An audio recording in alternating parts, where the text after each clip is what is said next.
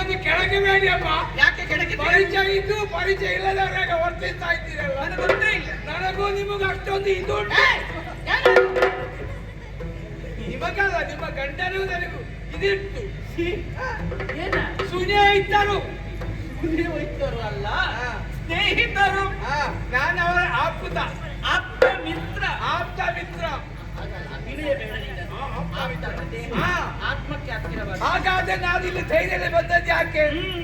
ನನಗೆ ಹಕ್ಕುಂಟು. ಹಕ್ಕು ಹಕ್ಕು ಅಲ್ಲ, ಹಕ್ಕು. ಹಕ್ಕು ಕುಡಿಸು ಇಕ್ಕು ಹಕ್ಕು. ನಾನೀಗ ಅಮ್ಮ ಏನು ನನ್ನ ಪರಿಚಯ ಎಲ್ಲ ಹೇಳ್ತಿರಲ್ಲ, ನಿಮ್ಮ ಗಂಡನ ಪರಿಚಯ ಉಂಟಲ್ಲ? ಅವರ ಪರಿಚಯ ನನಗಿಲ್ವಾ?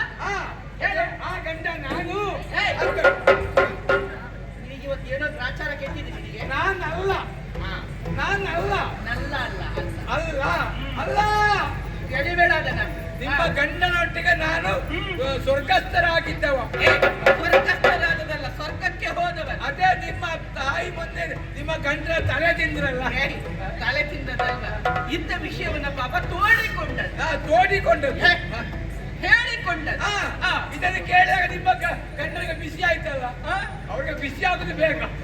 ಸಿಟ್ಟು ಬಂದದ್ದು. ಸಿಟ್ಟು ಬಂದುದು. ಮತ್ತೆ ನಾನಿದ್ದೇನೆ ಅಂತ ಹೇಳಲಿಲ್ಲ. ಹಾಗೇನಿಲ್ಲ. ಸ್ವರ್ಗಲೋಕಕ್ಕೆ ನಾನು ಹೋಗುತ್ತದೆ ಹೇಳಲಿಲ್ಲ. ನೇರವಾಗಿ ಹೊರಟರು ಹೋದದ್ದು ಎಲ್ಲಿಗೆ? ಸ್ವರ್ಗಲೋಕಕ್ಕೆ ಹೋಗ್ಲಿಲ್ಲ. ಮತ್ತೆ ನನ್ನ ಮನೆಗೆ ಬಂದದ್ದು. ನಿನ್ನ ಮನೆಗೆ ಬಂದದ್ದು? ನನ್ನನ್ನು ಕರ್ಕೊಂಡು ಹೋಗ್ಲಿಕ್ಕೆ.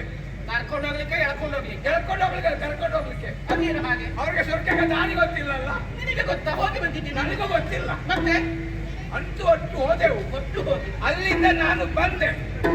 ಅಲ್ಲಿಂದ ಬಂದಿದ್ದೀನಿ. ಅಲ್ಲಿ ಆದ ವಿಷಯವನ್ನು ಹೇಳಬೇಕು. ಕೇಳುವಂತ